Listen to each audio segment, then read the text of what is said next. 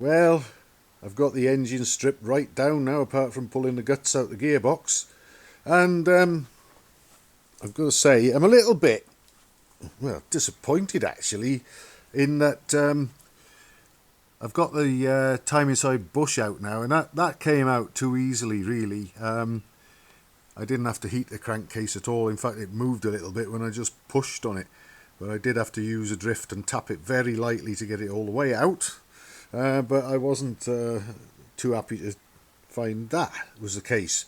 The other thing is that the timing side bush that I took out from the engine is actually a closer fit on both timing side journals than the supposed new old stock one, and it's in very good condition. Unfortunately, I would have probably been in my late teens last time I had this engine to bits, and I can't remember quite what I did with it, but it would appear that I might have fitted a new timing side bush, which for some reason is a closer fit on the journals than the supposed unused one. So what I think I'm going to do, I'll use some bearing and bush retaining compound and get this one back in, the one that was in there before, because it was, I think it might have actually been chattering a little bit in the casing, just very slightly.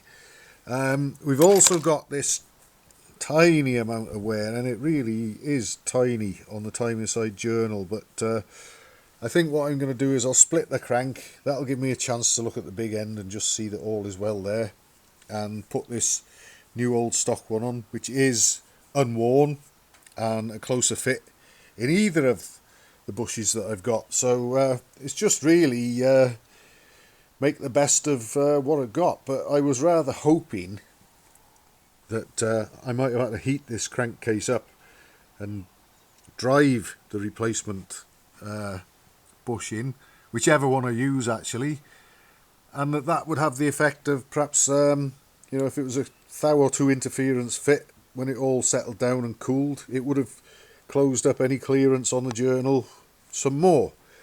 So really all I'm going to gain is the wear, the amount of wear that's on that journal there, which, like I say, isn't a hell of a lot. Maybe the bush, like I say, might have been clonking around a little bit, not much, but any movement that there might have been between the bush and the crankcase will be taken up with the bearing fitting compound. And if nothing else, well, I've done the best I can, and nothing's knackered. I was expecting a lot more wear, to be honest. So I'll just put it back together with the best of what I've got and carry on.